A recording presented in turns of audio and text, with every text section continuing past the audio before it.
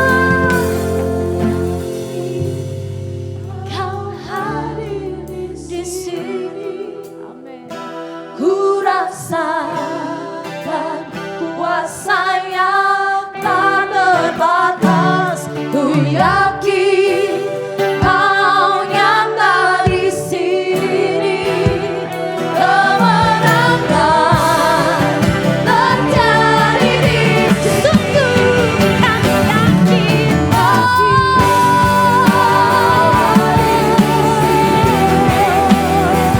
ku rasakan kuasa yang tak terbatas, ku yakin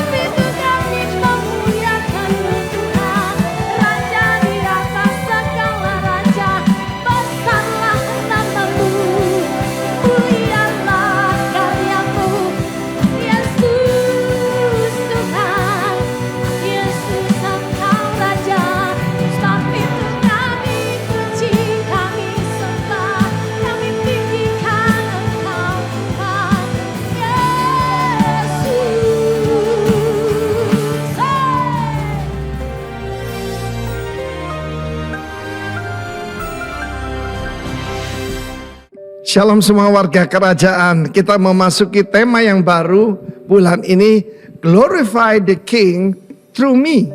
Tapi sebetulnya lebih cocok through us, melalui perwakilannya di atas muka bumi, yaitu eklesianya, gerejanya. Di ayat pokok kita ada dalam Matius 5 ayat 16 yang berkata begini, demikianlah hendaknya terangmu bercahaya, ya, so shine before men, orang lain ya, supaya mereka melihat apa ini caranya mempermuliakan Tuhan, perbuatanmu yang baik dan memuliakan Bapamu yang di sorga. Kita dipanggil jadi saksinya Tuhan. Dan ayat-ayat selanjutnya diterangkan siapa kita. Banyak orang berkhotbah begini, kita ini harus menjadi garam dan terang. Saya tidak melihat itu ada dalam firman Tuhan. Tuhan membuat pernyataan kepada, sebab ini tidak untuk semua orang. Ini untuk warga kerajaan yang dilahirkan kembali, dipenuhi Roh Kudus. Dan jangan lupa, our God is a God of glory. Tuhan kita, the Lord of glory. Dan Roh Kudus yang di dalam kita dan di antara kita adalah the Spirit of glory. Dan kemuliaannya itu dinyatakan, kamu adalah garam bumi sebetulnya, the salt of the earth. Salt of the earth itu saudaraku bukan cuma membuat subur ya seperti pupuk begitu, tetapi lebih daripada itu merubah, bisa merubah yaitu keadaan daripada tanah yang tidak produktif. Kalau Anda sekarang pergi ke daerah Laut Mati ya, maka apa yang saudara lihat yang jadinya begitu gersang. Saya pergi ke pertama Israel tahun 86, nggak ada apa-apa di situ, semuanya mati saudaraku. Di sekitar Laut Mati, namanya Laut Mati saudara ya. Tetapi sekarang begitu subur. Dan saya percaya berdasarkan ayat ini ya, kita harus berguna saudara. Kamu adalah terang dunia. Terang dunia itu adalah the light of the world. Dunia ini dalam kegelapan. Makin lama makin gelap. Orang tidak tahu dia itu pria atau wanita saudaraku. Namanya sekarang gender dysphoria saudara. Tapi kota yang tertaras gunung tidak mungkin tersembunyi. Ini adalah kota-kota perlindungan yang disebutkan dalam Alkitab. Ada 6 kota perlindungan. Dan seharusnya gereja Tuhan seperti kota perlindungan itu. Tempat di mereka menemukan yaitu saudaraku keadilan. Di dunia nggak ada keadilan. Ya, apa yang bisa menghalangi kita jadi memuliakan Tuhan? Ayat 15. Orang tidak menyalakan pelita. Ya, ketika kita dilahirkan kembali, maka roh kita yang mati. Pelita itu adalah roh manusia. Roh manusia itu dulu dalam dosa mati. Ketika Roh Kudus datang, kan datang dalam nyala api. Maka pelita itu menyala. Tapi tidak boleh ditaruh di bawah gantang. Gantang itu adalah saudaraku ya. Kehidupan solis life, kehidupan kita ya. Bios, ya suhe. Tetapi firman Tuhan mengajarkan kita tentang yaitu kehidupan yang kekal. Zoe saudaraku. Tetapi tidak boleh taruh di bawah gantang. Kalau kehidupan kita lowly, tidak ada orang bisa jadi berkat. Tapi ditaruh di atas kaki Dian. Kaki Dian bukan cuma pelita, tetapi itu adalah kaki Dian menorah. Dan menorah itu simbol daripada eklesia Tuhan, jemaat Tuhan. Kita baca dalam kitab Wahyu, pasal pertama misalnya. Nah itu dijelaskan. Dia ada di antara anak manusia itu ada di antara ketujuh kaki Dian itu. Sehingga menerangi semua orang di mana yang di dalam rumah. Ya saudaraku, tidak semua orang sudah dalam rumahnya Tuhan kan. Hanya keluarga Allah. Demikian hendaknya sekarang terangmu bercahaya di mana? Di depan semua orang. Sehingga orang melihat perbuatanmu yang baik dan memuliakan Bapakmu yang di surga. Kita tidak selamatkan karena perbuatan baik. Ketika diselamatkan, kita bisa berbuat baik. Dan nama Tuhan dipermuliakan. Glorify the King through our life and good works. God bless you. Amin. Haleluya. Shalom. Praise God. Katakan kiri kanan, katakan kamulah terang dan garam dunia. Haleluya. Senang sekali kita bisa ketemu lagi di minggu ini. Ya, kita ada di triwulan terakhir ya. Dalam triwulan terakhir ini tema kita adalah glorify, grace to glorify the King. Ya. Anugerah yang diberikan kepada kita untuk bisa memuliakan Raja di atas segala raja. Amin. Dan bulan ini kita akan berbicara tentang glorify the King through me. Tadi Pak Arifin katakan through us. Nah, jadi apa yang akan kita bahas di sini pada minggu ini? Ada dua hal, grace dan glorify the King. Ya, grace and glorify the King. Kadang-kadang kita memakai grace, mengenakan nama grace kepada anak-anak kita, betul kan? Iya, grace ini kayaknya sudah menjadi hal yang umum, hal yang biasa. Tapi akhirnya kita kurang mengerti makna daripada grace sesungguhnya.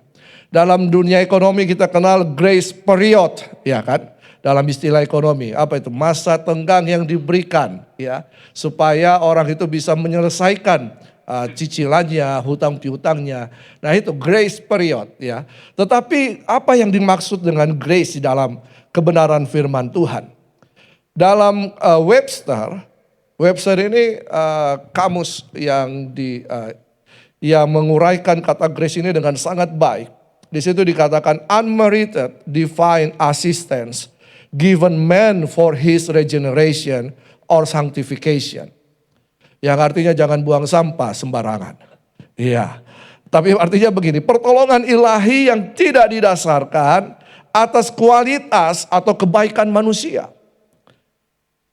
Yang diberikan kepada manusia untuk apa? Kelahiran dan pengudusan. Jadi grace ini merupakan pertolongan ilahi bukan karena siapa kita. Ya. Bukan karena saya atau saudara mempunyai posisi tertentu, mempunyai harta yang berlimpah, seperti Bento yang berkata, namaku Bento, rumah real estate, mobilku banyak, harta melimpah, baru dapat grace. Tidak demikian. Bukan karena siapa kita, tetapi ini semata-mata karena Allah yang menyatakannya dalam kehidupan kita semua. Amin. Nah, perkenanan ini atau pertolongan ilahi ini diberikan kepada manusia sehingga manusia bisa mengalami kelahiran baru, bisa mengalami keselamatan, bisa dilayakkan untuk menerima anugerah keselamatan. Apa itu keselamatan? Keselamatan bukan berbicara masuk sorga. Tapi keselamatan adalah dikembalikan kepada tujuan Allah menciptakan manusia. Dosa membawa penyimpangan. Dosa berarti kita jatuh dari tujuan Allah. Sehingga karena kita jatuh dari tujuan Allah, maka kita hidup di dalam perbudakan si jahat. Kita melakukan kehendak si jahat, kehendak iblis. Kehendak iblis adalah kejahatan. Sehingga kita melakukan apa? Pencurian, pembunuhan, persinahan, pertikaian, dan lain-lain. Ini bukan dosa, ini akibat dosa. Tapi dosa adalah ketika kita menyimpang dari tujuan Allah dan kita tidak melakukan kehendak Allah, maka sebaliknya kita melakukan kehendak iblis. Nah, ketika kita menyimpang dan kemudian kita sadar akan posisi kita, karya penebusan Yesus, dan kita merespon karya penebusan Yesus, siapa kita ini?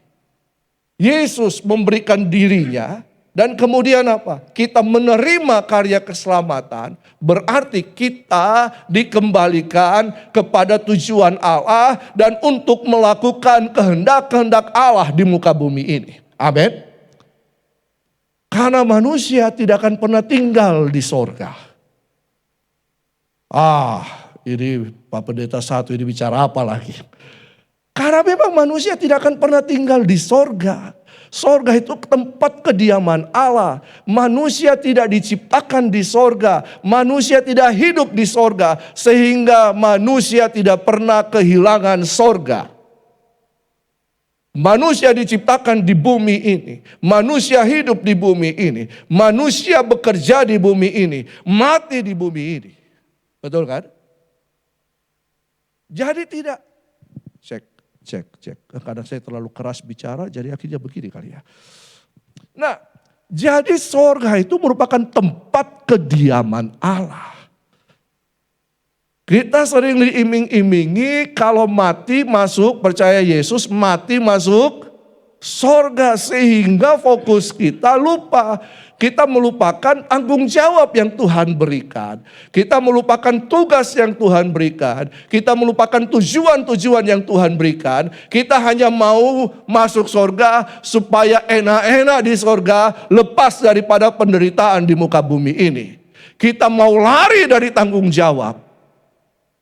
Sehingga kita tidak dapat memuliakan nama Tuhan. Kita tidak memuliakan Raja di atas segala raja dalam kehidupan kita.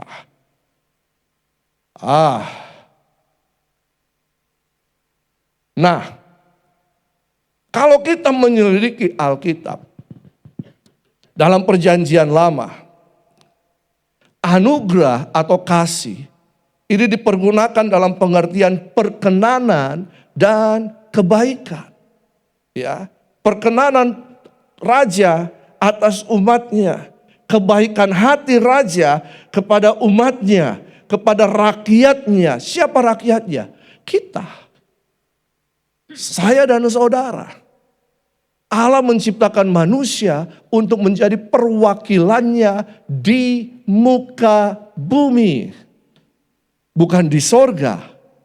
Sorga tempat kediaman Allah. Tapi apakah manusia akan ke sorga? Sebentaran saja kita ke sorga. Cuma transit untuk kemudian turun kembali ke langit dan bumi yang baru. Tapi manusia tidak tinggal selama-lamanya di sorga. Bahkan sorga akan turun ke langit dan bumi baru. Nah, kita manusia mau naik ke sorga, sedangkan sorga mau turun. Gimana ceritanya? Iya kan? Betul kan? Yerusalem baru, sorga itu akan turun ke langit dan bumi baru. Tuhan Allah akan menjadi raja di langit dan bumi baru. Dia akan menjadi terang bagi langit dan bumi baru. Nah, kita mau naik ke sorga, sorga so kosong, saudara. Ya.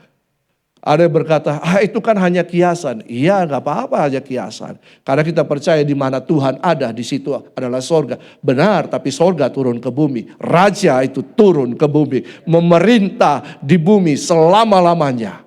Bersama kita, orang-orang kudusnya, rakyatnya. Nah, ketika kita belajar, maka kita akan melihat Kejadian 6 ayat 8 berkata begini. Kejadian 6 ayat 8 berkata begitu. Tetapi Nuh mendapat kasih karunia. Kasih karunia apa? Diperkenan oleh Tuhan. Di mana mata Tuhan. Nuh mendapat kasih karunia. Berbahagialah orang yang mendapatkan kasih karunia Tuhan. Mendapatkan perkenanan Tuhan. Ingat, perkenanan Tuhan bukan karena saya, bukan karena siapa saya. Itu karena semata-mata Tuhan saja yang memberikan. Amin. Bukan karena kepintaran saya. Bukan karena kegantengan, kecantikan saya. Bukan karena sayanya. Tetapi itu karena Tuhan. Nah, kalau kita lihat lagi di bagian lain. Kita akan belajar tentang grace. Dalam Esther pasal yang kedua ayat 17. Esther pasal 2 ayat 17. Di situ dikatakan, maka Esther dikasihi oleh baginda lebih daripada semua perempuan yang lain. Siapa Esther ini? Esther ini orang Israel yang kemudian ditawan. Dan kemudian orang tuanya sudah tidak tahu kemana. Dia hanya diasuh oleh pamannya, Mordekai. Tapi kemudian ketika ada sesuatu dalam kerajaan, Ratu Wasti kemudian disingkirkan, maka raja memilih permaisuri yang lain, ratu yang lain. Dan Esther pun masuk melamar untuk menjadi permaisuri sang raja. Bayangkan dari ribuan orang, ya, ribuan wanita tercantik di seluruh Susan. Ya, Susan ini bukan nama orang, nama kota. Ya, di seluruh wilayah yang ditaklukkan. Tapi dikatakan apa? Esther dikasihi oleh baginda lebih daripada semua perempuan lain. Dan ia beroleh sayang dan kasih baginda lebih daripada semua anak darah lain. Sehingga baginda mengenakan mahkota kerajaan ke atas kepalanya dan mengangkat dia menjadi Ratu ganti Wasti. Anak yang tidak punya orang tua, yang hanya diasuh oleh pamannya. Tapi kemudian dia menjadi ratu karena perkenanan. Karena perkenanan. Esther sebenarnya tidak masuk dalam hitungan. Tetapi ya anggap saja di pemilihan Putri Indonesia, pelatih-pelatih Putri Indonesia ini, coach ini, pelatih-pelatih ini matanya tertuju kepada Esther. Siapa yang membuat itu? Dari sini kita akan bisa tahu, ya. Nah, coba slide berikutnya. Belum, satu lagi sebelumnya. Ya, coba kita lihat baik-baik sih. Dan ia beroleh sayang. Kata sayang ini dalam bahasa Ibrani memakai kata hen. Hen, ya. Makanya nama saya Heinze. Hen. Ya. Kata sayang, hen. Hein itu dalam bahasa Belanda itu anak laki-laki yang disayang. Hein. Iya kan? Anak laki-laki yang disayang. Ya ternyata memang saya orang Ibrani kayaknya. Ya. Dan kasih dalam bahasa Ibrani hesed. Baginda lebih daripada semua anak darah yang lain. Apa sih hen itu? Hen ini berkonotasi begini. Membungkuk, merendahkan diri. Raja membungkuk, merendahkan diri. Kepada siapa? Kepada umatnya. Seorang raja membungkuk, merendahkan diri. Untuk apa? Menolong. Makanya tadi dikatakan Nuh itu mata Tuhan tertuju kepada Nuh. Kalau Esther, mata sang raja tertuju kepada Esther. Lalu kemudian dia membungkuk, merendahkan diri untuk mengangkat Esther keluar dari kehidupan yang lama menjadi baru. Amin. Dari keterpurukan menjadi mulia. Dari ketidakberdayaan menjadi kuat. Dari apa saja yang telah tidak melayakkan kita, kita dilayakkan oleh sang raja. Hen berkonotasi apa? Yang lebih kuat datang menolong yang lemah. Yang lebih kuat datang menolong yang lemah. Esther lemah, tapi raja yang kuat datang mengangkat Esther. Esther itu gambaran kita semua, amin. Raja itu adalah Allah kita, Yesus Kristus. Dia yang kuat mengangkat kita. Dari yang tidak berdaya, diperdayakan. Diberdayakan, bukan diperdaya. Diberdayakan, haleluya. Amin. Nah ini dia. Lalu kemudian hesed itu berarti apa? Adanya tindakan dari yang lebih tinggi kepada yang lebih rendah. Kenapa? Karena kasih. Kasih. Karena begitu besar kasih Allah akan dunia ini. Sehingga dikaruniakan anaknya yang tunggal. Supaya barang siapa yang percaya kepadanya tidak binasa. Melainkan beroleh hidup yang kekal. Bukan sorga kan? Hidup yang kekal kan? Bukan sorga. Hidup yang kekal. Ya, kerajaan Allah tidak menawarkan sorga bagi manusia. Tapi iblis menggunakan sorga untuk menipu jemaat Tuhan. Supaya kita cepat-cepat lari dari bumi ini. Kita senang-senang di sorga. Lepas dari tanggung jawab. Karena memang ya kita ini ketika manusia jatuh dalam dosa. Semuanya terkutuk bagi manusia. Manusia harus berpeluh, bekerja keras untuk menghasilkan sesuatu dari tanah. Sehingga kita mau cepat-cepat senang-senang. Ya, memang ada lagunya, senang selalu senang. Oh, senang selalu senang. Ya, kalau kita ada di mana? Sorga. Oh di seberang sana air mata hilanglah. Oh, senang. Ya makanya kita mau cepat-cepat masuk surga. Tapi kita lupa bahwa kita ditempatkan di bumi. Ada tugas dan tanggung jawab dari Allah, dari Raja kepada kita di muka bumi. Oke. Jadi ke dalam Keluaran 15 ayat 13 berkata begini. Dengan kasih setiamu, dengan hesetmu, engkau menuntun umat yang telah kau tebus. Heset itu diberikan kepada umat Tuhan. Untuk menuntun kita di jalan-jalannya. Sehingga jangan menyimpang lagi ke kiri atau ke kanan. Tapi jalanlah dalam tujuan-tujuan Allah. Apa tujuan-tujuan Allah? Nanti sebentar. Kejadian 39 ayat 21. Tetapi Tuhan menyertai Yusuf. Dan melimpahkan kasih setianya. Hesetnya kepadanya. Dan membuat Yusuf menjadi kesayangan bagi kepala penjara. Ini penyertaan Tuhan. Ini kasih Tuhan kepada Yusuf. Yusuf memang anak Yakub, orang kaya. Tapi saudara-saudaranya membencinya. Kemudian membuang dia di sumur. Dan kemudian menjual kepada orang Midian. Dan kemudian dijuallah kepada siapa? Potifar. Tapi karena Tuhan menyertai Yusuf. Hesetnya menyertai Yusuf. Kasih karunia-Nya menyertai Yusuf. Grace menyertai Yusuf. Maka segala yang dilakukan oleh Yusuf. Semua yang dikerjakan oleh Yusuf berhasil. Saudara mau berhasil dalam kehidupan ini? Ingat, penyertaan Tuhan. Heset Tuhan harus terjadi dalam kehidupan kita. Amin. Bukan karena kekuatan kita. Siapa Yusuf? Seorang budak yang dijual.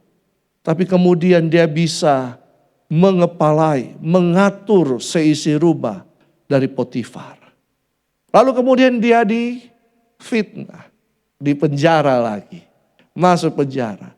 Ini bukan penjara sembarangan. Ini penjara para tawanan politik. Tawanan politik yang menjadi musuh-musuh Firaun. Dipenjara di situ. Seharusnya Yusuf menjadi orang bawahan mereka. Betul kan? Orang-orang penting ada di sini. Tetapi kemudian apa? Karena heset. Yusuf diangkat. Untuk mengatur seisi penjara. Karena heset. Karena grace itu. Nah. Coba kita lanjut lagi. Ayo Alt. Heset itu akan menolong kita. Nah, dalam perjanjian baru, coba ulang. Kembali satu. Dipakai grace itu ya dalam perjanjian, tadi dalam perjanjian lama, hand dan heset ya. Dalam perjanjian baru memakai kata karis. Kenapa saya harus mengungkapkan ini? Supaya kita sungguh-sungguh mengerti makna daripada grace itu. Sehingga kita tidak mempermainkan grace daripada Tuhan. Kita harus sungguh-sungguh ada di dalamnya. Kita tidak mau keluar masuk. Ya. Tapi kita mau tinggal di dalamnya. Memakai kata karis. Karis ini dipakai dalam konteks bagaimana Tuhan mencurahkan kasih atau belas kasihannya tanpa disebabkan adanya kebaikan manusia. Baik secara aktual maupun secara potensial. Ya, karis bahwa Tuhan mencurahkan kasih kepada manusia tanpa atau tidak melihat karena manusia itu. Bukan karena adanya kebaikan Tuhan. Bukan karena kebaikanku, bukan karena fasilidaku, bukan karena kejayaanku, ku dipilih, ku dipanggilnya. Betul kan? Kenapa Tuhan mencurahkan karis? hand keset kepada manusia. Karena memang sejak awal Tuhan memilih manusia. Sejak awal. Bayangkan, manusia itu dibentuk dari debu tanah. Binatang juga dibentuk dari tanah. Oh ya? Iya. Baca Alkitab baik-baik. Kejadian pasal 2. Tuhan membentuk manusia dari debu tanah. Binatang juga dibentuk dari debu tanah. Tetapi kenapa Tuhan tidak pilih binatang? Tapi Tuhan pilih manusia. Sehingga Tuhan memberikan nafas hidup kepada manusia. Bukan kepada binatang. Berarti sejak awal kita ini berharga di mata Tuhan. Amin. Kita berharga di mata Tuhan. Jangan main-main dengan penghargaan Tuhan kepada kita. Jangan lari keluar daripada grace-nya. Jangan lari keluar daripada kesetnya. Jangan lari keluar. Hargai bahwa kita dipilih oleh Tuhan. Bahkan Yesus mati bukan untuk binatang. Yesus mati untuk manusia. Kita berharga. Karis, kasih karunia Tuhan itu. Bukan karena kebaikan kita. Tapi memang sejak awal Tuhan memilih manusia. Untuk apa? Untuk bersama-sama dengan Dia. Tidak ada manusia dipilih untuk dibinasakan. Perhatikan baik-baik.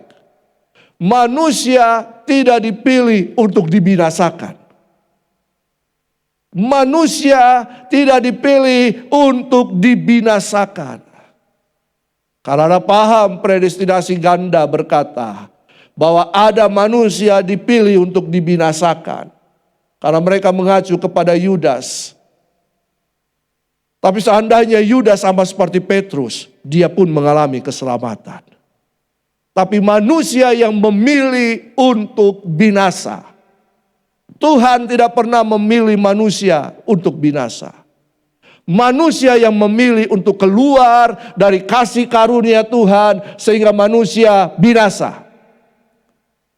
Neraka tidak diciptakan untuk manusia. Neraka diciptakan untuk iblis. Tapi manusia yang mau menjadi hamba iblis, kesanalah tujuannya. Amin. Makanya jangan keluar dari kasih karunia. Ibrani berkata bahwa ketika kita keluar, tidak ada lagi pengorbanan Kristus. Kalau kita sudah percaya, lalu kemudian kita murtad. Tapi kalau kita kembali lagi, itu namanya panggilan Tuhan. Mereka yang sudah jatuh dalam dosa, Tuhan panggil kembali. Dan ketika kita merespon panggilan itu, karis, grace itu terjadi. Amin. Nah, jadi dalam perjanjian baru ini, ada hal yang sangat luar biasa di sini. Coba kita lanjut lagi. Grace mempunyai makna.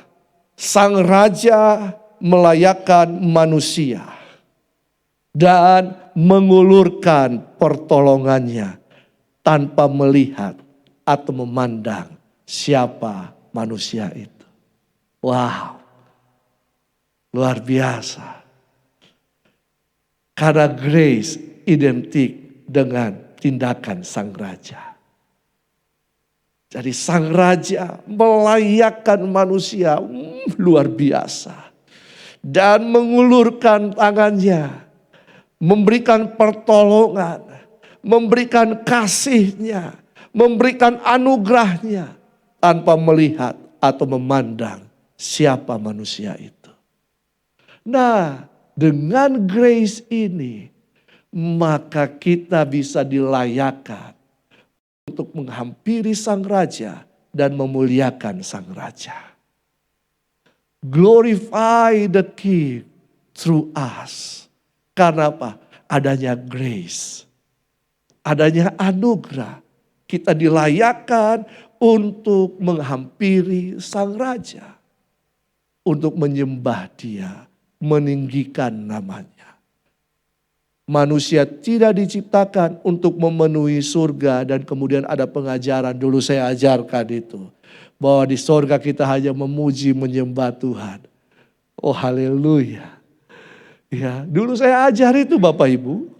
Karena saya pengajar juga pengajar praise and worship. Kami mengajar bahwa ketika Lucifer, malaikat pemuji itu dengan sepertiga penghuni surga dibuang ke bumi, maka surga kosong, tidak ada pemuji di sana. Maka Tuhan menciptakan manusia untuk memuji, menyembah Dia di sorga. Haleluya. Kalau begitu untuk apa manusia diciptakan? Ada di bumi. Kenapa tidak langsung masuk sorga saja diciptakan di sorga? Iya kan? Betul kan? Coba secara logika. Kalau Tuhan memang punya tujuan seperti itu. Kenapa Tuhan tidak langsung saja menciptakan manusia di depan tahta kemuliaan untuk menggantikan? Tapi kenapa harus menciptakan alam semesta, bumi dan manusia diciptakan di bumi? Bukan di Taman Eden, di luar Taman Eden. Manusia ditempatkan dalam Taman Eden. Luar biasa kan? Berarti ada tujuan Tuhan. Dengan Tuhan melayakkan kita, maka kita memuliakan nama Tuhan. Nah, jadi grace merupakan dasar bagi manusia untuk memuliakan Sang Raja. Grace diberikan bukan karena siapa kita, tapi itu adalah pemberian kasih-Nya tanpa memandang siapa kita. Apakah kita bisa membeli grace? Tak seorang pun dapat membeli grace. Tapi kalau menghadirkan grace di dunia lewat anak, mungkin bisa. Pakai nama grace. Iya, bisa. Ya Pak Ron ya? Iya, bisa sekali. Tapi untuk membeli grace, kita tidak mampu saudara. Nah, dalam Alkitab dibagi dalam 4 narasi utama. Yaitu penciptaan. Penciptaan, saya percaya manusia diciptakan oleh Tuhan. Adakah di sini yang kemudian lahir karena proses evolusi? Ada? Nggak ada. Manusia diciptakan oleh Tuhan. Kita percaya itu semua, amin. Lalu kemudian karena bujuk rayu iblis, manusia jatuh dalam dosa. Apa artinya jatuh dalam dosa? Jatuh dari tujuan, melenceng, menyimpang, memberontak dari tujuan. Tujuan-tujuan Allah. Lalu kemudian karena kasih Tuhan, Dia mengorbankan dirinya di kayu salib, penebusan terjadi. Keselamatan bagi manusia. Apa itu keselamatan? Bukan masuk surga. Keselamatan artinya dikembalikan kepada tujuan awal. Tuhan menciptakan manusia. Tetapi tidak cukup sampai di situ. Ada yang keempat. Slide-nya tolong. Jangan fokus. Kemuliaan. Bahwa tidak cukup hanya diselamatkan. Kita menerima keselamatan. Tetapi kita harus masuk sampai kepada kemuliaan. Bahwa Tuhan memuliakan manusia. Dan kita memuliakan Sang Raja. Amin. Tidak cukup. Karena kita telah dilayakkan dalam karya penebusan itu, maka kita dapat memuliakan Sang Raja. Dan Sang Raja telah mengangkat kita sampai kepada kemuliaan. Oh ya, apa artinya kita lahir baru? Lahir baru itu, kita berganti DNA. Oh, kelahiran itu kan mengandung DNA dari siapa kan? Betul kan? DNA, ya si DNA misalnya DNA bapak A, maka anaknya kan A. Ya, kalau ibunya B, AB lah, AB. Yang penting ada unsur orang tuanya di situ. Kita dilahirkan dalam kerajaan Allah oleh roh dan air. Maka kita memiliki DNA kerajaan Allah. Hanya kemuliaan itu yang berbicara dalam konteks kerajaan. Saya dan saudara yang telah lahir baru, kita dimuliakan oleh Tuhan. Amin. Amin. Mulia. Katakan, kau mulia. Kiri kanan, kau mulia. Kau mulia. Kakak, kau mulia. Adik, kau mulia. Mai tua, kau mulia. Pai tua, kau mulia. Kita mulia. Karena kita telah diangkat dari kubangan dosa untuk dimuliakan. Amin. Posisi kita sudah berpindah dari dunia kepada terangnya yang ajaib. Mulia. Kita makhluk mulia. Karena roh Allah ada di dalam kita. Allah yang mulia itu ada di dalam saya dan saudara. Kita mulia. Sehingga kalau ada yang berkata, peseko, nak saya mulia. Biar pesek-pesek begini, saya mulia. Jerawatan kok, walaupun saya jerawatan, saya mulia. Amin. Saya berharga, saya mulia. Mulia itu bukan karena ganteng, cantik. Itu bisa berlalu. Betul kan? Dulu saya six pack, sekarang one ball. Bentuk tubuh tidak memperlihatkan kemuliaan. Tapi yang ada di sini. Amin. Makanya firman Tuhan bilang, Matius 5 ayat 16 tadi Pak Arifin katakan. Matius 5 ayat 16, slide berikutnya Nyong. Demikianlah hendaknya terangmu bercahaya di depan orang. Yang ada di dalam sini harus dinyatakan keluar. Karena Kristus ada di dalam kita. Kristus adalah terang dunia. Dialah Raja kemuliaan itu ada di dalam saya dan saudara. Tidak percaya? Coba belah. Lihat sendiri. Itu ada di dalam kita. Amin. Kristus ada di dalam saya dan saudara. Jangan ragu. Katakan kiri kananmu, Kristus ada di dalammu. Raja mulia itu ada di dalammu. Sehingga kita harus memancarkan kemuliaan itu.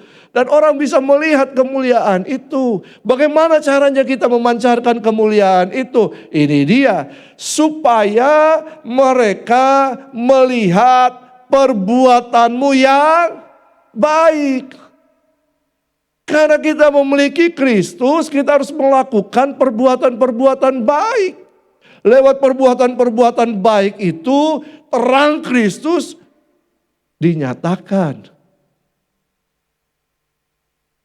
Ini begini orang Kristen. Masuk jam 8, pulang jam 1. Padahal jam kerja jam 7, harus pulang jam 4. Begini. Berarti kita tidak mengeluarkan perbuatan yang baik. Kemuliaan itu tidak dinyatakan. Amin. Dan perbuatan yang baik itu memuliakan Bapa kita yang di sorga. Bukan manusia yang di sorga, betul kan? Bapa kita yang di sorga. Nah, perbuatan yang baik ini dalam bahasa Yunani ergon. Ergon ini harus kita kerjakan. Setiap orang percaya harus mengerjakan ergon. Tapi ergon tidak membawa keselamatan. Tapi orang yang sudah diselamatkan harus mengerjakan ergon. Dan ini merupakan tujuan Allah untuk kita. Ini adalah kehendak Allah untuk orang-orang percaya. Bahwa ergon ini, perbuatan baik ini harus dikerjakan, harus dilakukan, harus nyata.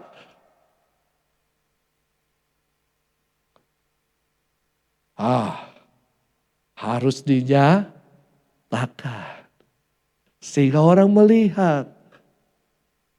Tapi perbuatan baik tidak menyelamatkan.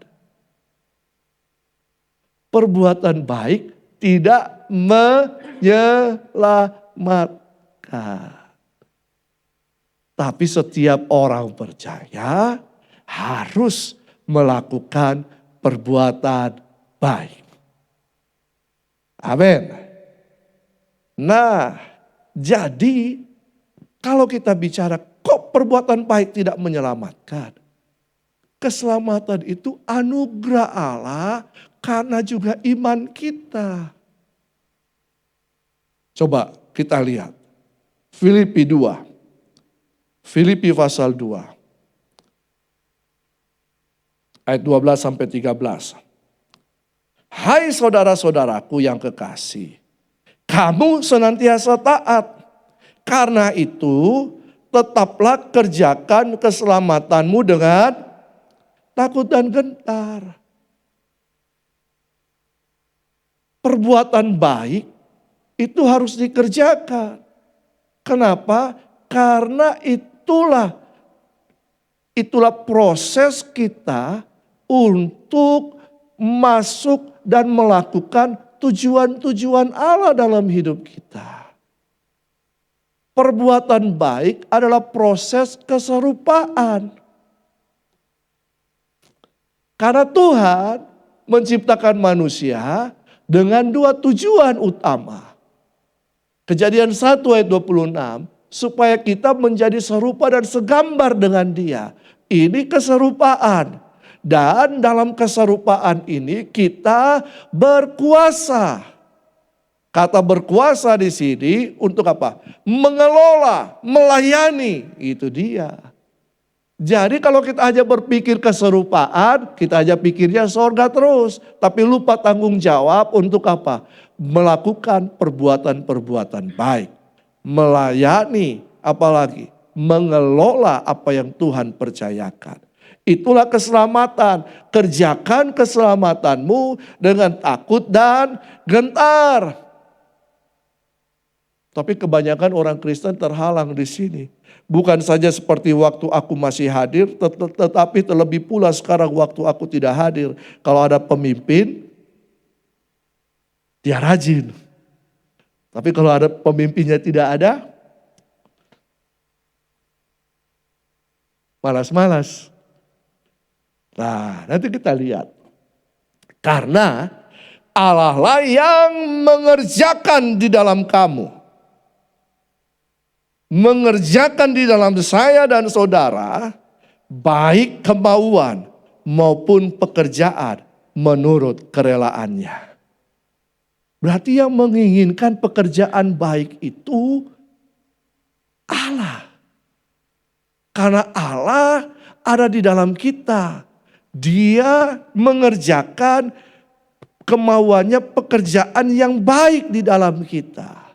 Coba baca baik-baik. Karena Allah lah yang mengerjakan di dalam kamu. Betul kan? Allah yang mengerjakan di dalam saya dan saudara. Ini inisiatif Allah. Karena Allah lah yang mengerjakan di dalam kamu baik kemauan maupun pekerjaan. Allah. Berarti kita harus taat. Kan saudara-saudaraku yang kekasih, kamu senantiasa taat. Taat, mereka taat kepada pengajaran rasul-rasul, Rasul Paulus. Tapi mereka juga harus lebih taat kepada Allah yang mengerjakan hal-hal baik dalam kehidupan kita. Oke. Kenapa harus demikian? Efesus 2 ayat 8. Sebab, ya kita baca sama-sama. 1, 2, 3. Sebab, karena kasih karunia, kamu diselamatkan oleh, berarti kita diselamatkan bukan karena perbuatan kita kan? Tapi karena apa? Grace, hand, hesed, karis tadi, ya, itu bukan, kita tidak bisa membeli keselamatan. Kita tidak bisa membeli hidup kekal. Walaupun saudara bisa membeli mobil paling mahal. Walaupun saudara bisa, kalau saya dulu kecil-kecil, saya kunci-kunci dunia. Ya, tapi saudara tidak bisa membeli keselamatan. Tapi pemberian Allah, grace, Itu bukan hasil pekerjaanmu. Jangan ada orang yang sombong. Saya kan sudah percaya Yesus. Pokoknya saya mau melakukan apa saja yang saya mau. Itu namanya grace yang kebablasan. Ya. Grace yang kebablasan. Jangan kita sombong. Dan karena, nah ini dia, kita baca sama-sama. Karena kita ini buatan Allah. Siapa yang diciptakan oleh Tuhan di sini? Amin. Amin. Kita ini buatan Allah, diciptakan dalam Kristus Yesus. Kita dilayakkan, kita diangkat dari dosa. Karena salib Kristus kita menjadi mulia. Amin. Tapi untuk apa? Apakah hanya sampai di penebusan? Karena berita-berita kekristenan hari ini hanya sampai kamu selamat. Kalau selamat masuk surga. Kamu harus percaya Yesus. Kalau tidak kamu mati masuk neraka. Hanya sampai di situ, harus bertobat, benar. Tapi untuk apa? Untuk apa? Untuk apa? Katakan sama-sama. Untuk melakukan pekerjaan baik yang siapa lagi nih?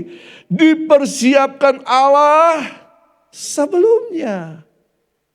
Ia mau supaya kita hidup di dalamnya. Bandingkan tadi dengan Filipi. Amin.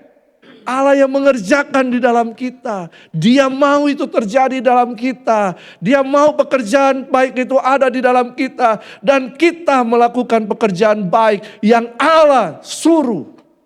Allah kehendaki. Tapi apa itu perbuatan baik? Ya kan? Apa itu perbuatan baik? Coba kita lihat. Ayo lanjut.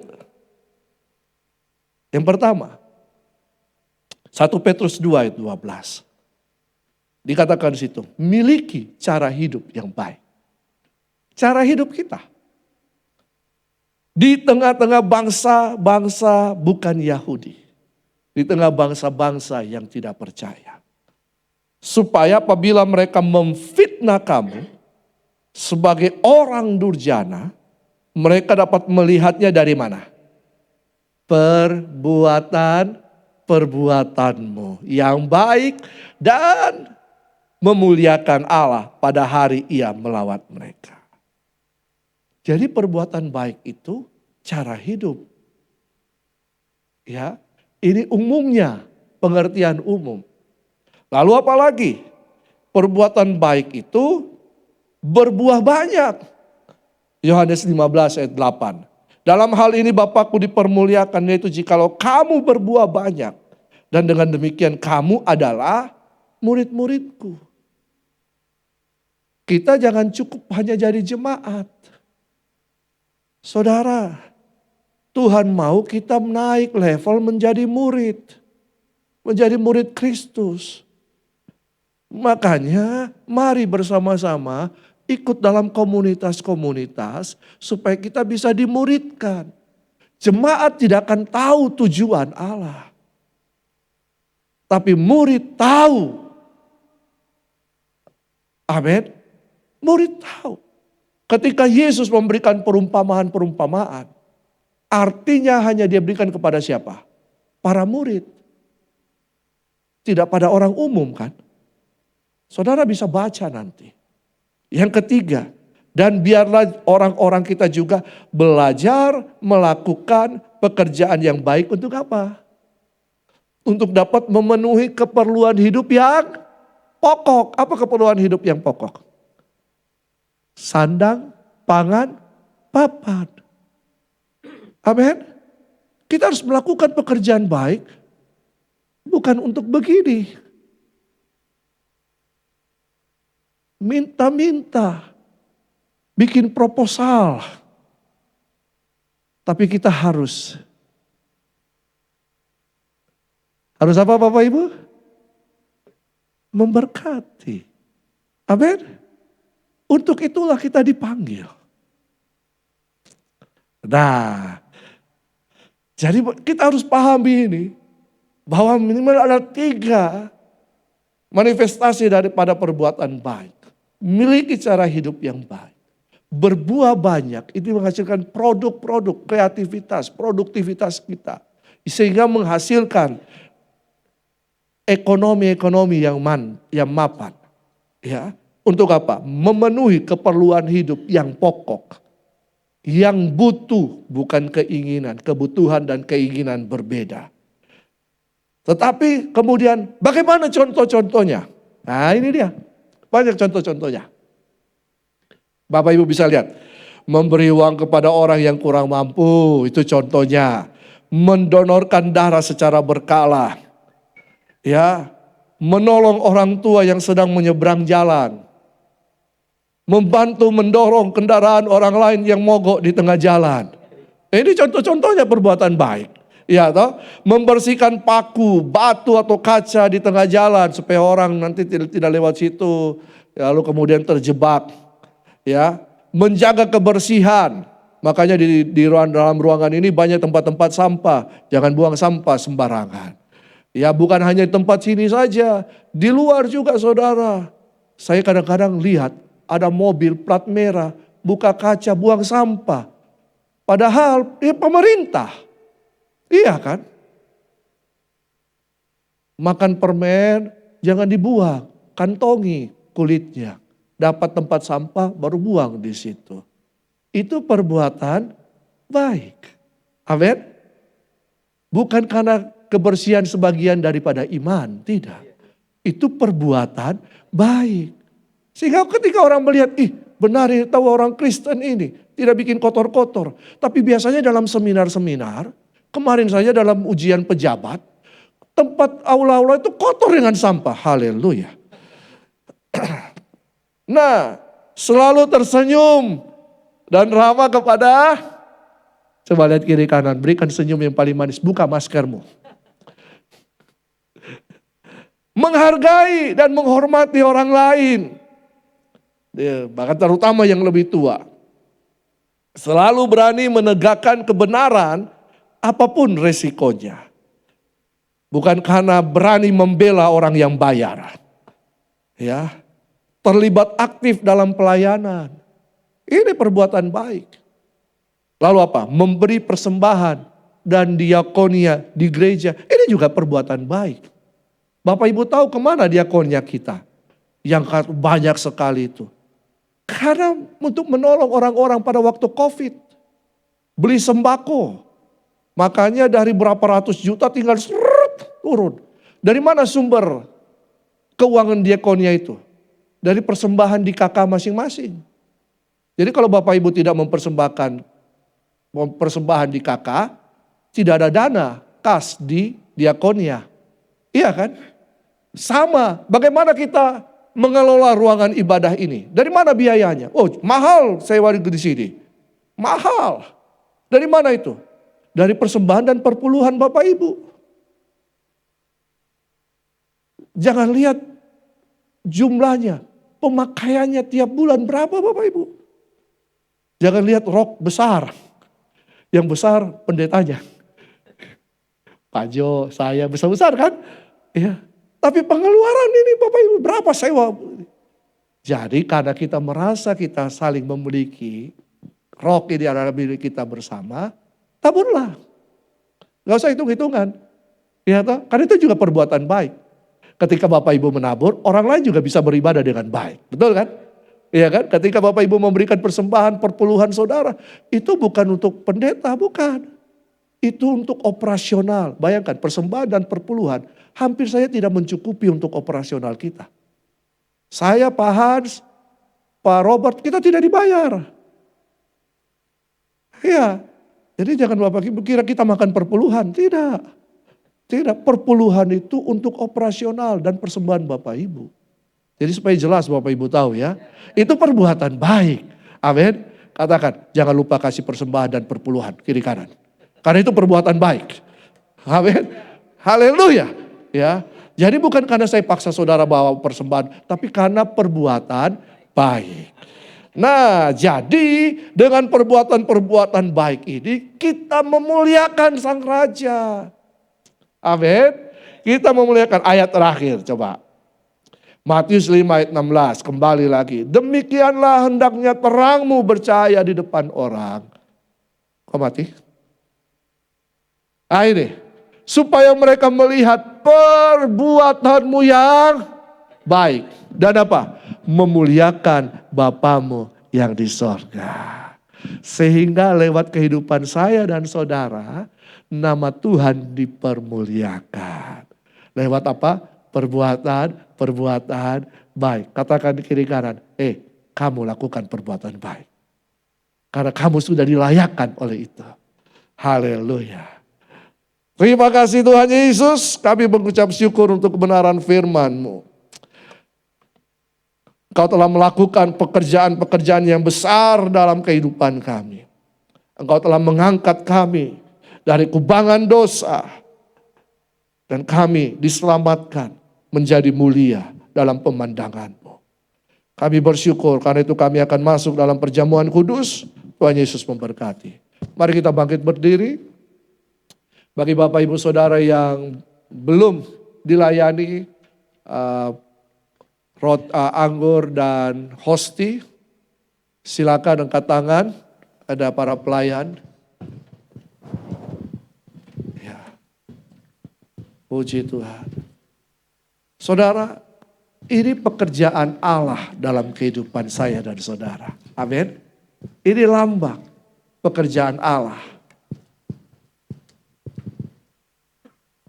Hosti dan air anggur ini merupakan lambang dari tubuh dan darah Kristus. Dan kita percaya ketika kita memakannya, kita bersekutu dengan itu. Tapi juga kita percaya ketika kita merayakannya, kita sedang mengingat kembali apa yang dikerjakan oleh Kristus bagi kehidupan saya dan saudara. Amin. Coba mari kita angkat roti. Ini bukan hal yang rutinitas yang harus kita kerjakan. Tapi Alkitab mengatakan ketika kita mengangkat roti, mengangkat anggur, ingatlah bahwa Dia telah memberikan anugerahnya kepada kita. Raja membungkukkan tubuhnya dan memberikan pertolongan kepada kita. Dia melayakkan kita, mengangkat saya dan saudara dari segala keterpurukan. Karena itu hari ini kita mengingat kembali karya Kristus. Ketika kita mengingat, iman kita bangkit. Dan kita melakukan kehendak Allah. Kekasih Tuhan, keluarga kerajaan. Hosti ini adalah lambang daripada tubuh Kristus. Di tulisan yang saya punya, karena jikalau kamu mengampuni kesalahan orang, Bapamu yang di sorga akan mengampuni kamu juga. Saya percaya bahwa tulisan-tulisan itu bukan hanya sekedar Bapak Ibu ambil. Tapi hidupi itu. Ini tubuh Kristus. Kita harus bersekutu dengan tubuh Kristus. Ini bukan janji Tuhan dalam kehidupan kita. Tubuhmu menjadi bait Allah. Kristus hidup di dalammu. Terang itu ada di dalammu. Nyatakan terang itu. Mari kita makan bersama-sama. Dalam nama Tuhan Yesus.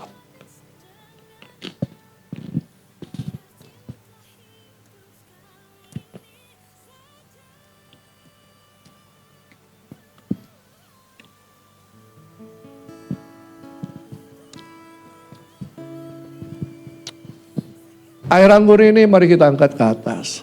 Tinggi-tinggi. Ini lambang daripada darah Kristus. Seringkali orang berdoa supaya sehat. Tidak salah. Sakit disembuhkan. Tidak salah. Tapi oleh karena darah Kristus, ini bentuk pengorbanan, kehidupan Kristus sendiri. Dia memberikan hidupnya supaya kita hidup.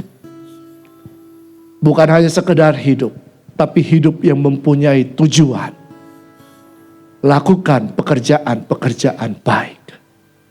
Dia mau kita melakukannya. Dia telah memberikan hidupnya untuk itu. Dan kita pun harus melakukannya. Ini adalah darah Kristus. Mari kita minum bersama-sama dalam nama Tuhan Yesus.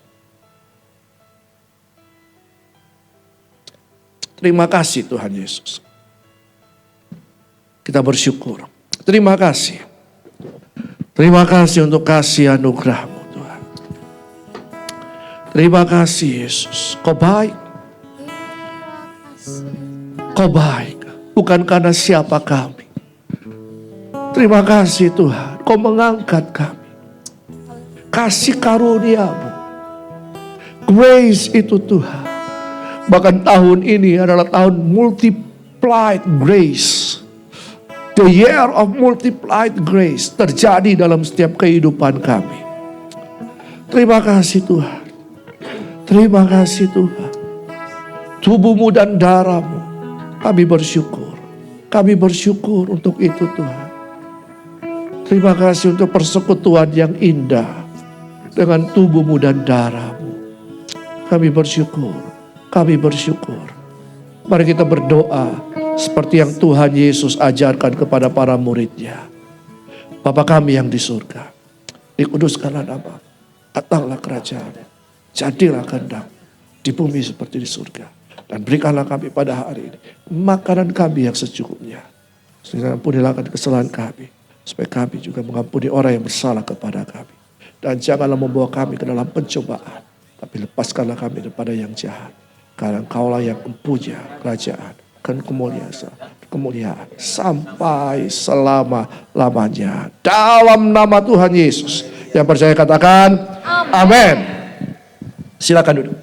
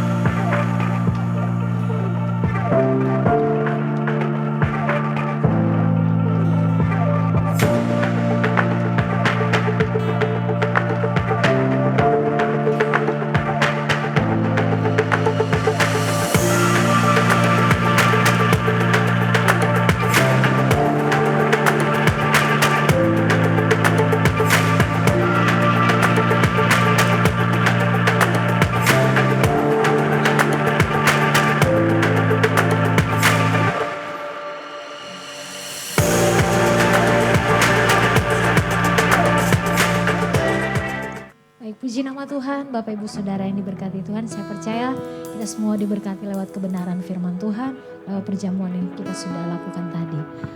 Sebelum ibadah ini kita selesai, saya menyambut Bapak Ibu Saudara yang barangkali baru pertama kali hadir di tempat ini. Bisa melambaikan tangan Bapak Ibu Saudara, kami menyambut Bapak Ibu Saudara di tempat ada?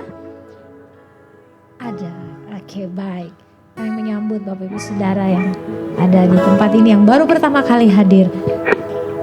Haleluya. Mungkin selanjutnya bisa menghadiri ibadah kami. Haleluya.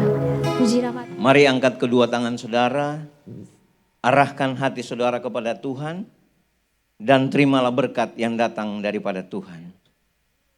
Pulanglah dengan perlindungan yang datang daripada Tuhan. Pulanglah dengan satu pengharapan yang kuat di dalam Tuhan, karena pengharapan di dalam Tuhan tidak pernah mengecewakan. Dan pulanglah dengan kebenaran yang saudara dengar hari ini, bahwa setiap kita harus melakukan perbuatan baik yang Allah sudah sediakan sebelumnya. Dan Allah mau supaya saya dan saudara hidup di dalamnya. Tuhan memberkati engkau dan Tuhan melindungi engkau. Tuhan menyinari engkau dengan wajahnya dan memberi engkau kasih karunia demi kasih karunia. Tuhan menghadapkan wajahnya kepadamu dan memberi engkau damai sejahtera yang melampaui segala akal. Keluargamu diberkati oleh Tuhan. Usaha bisnismu diberkati oleh Tuhan. Pekerjaanmu diberkati oleh Tuhan. Dan apa saja yang dikerjakan tanganmu, Tuhan akan jadikan berhasil. Biarlah berkat Tuhan ini akan menjadi bagianmu mulai hari ini sampai selama-lamanya. Setiap kita yang percaya dan sudah menerima berkat daripada Tuhan, sama-sama katakan amin. Selamat hari Minggu, Tuhan Yesus memberkati.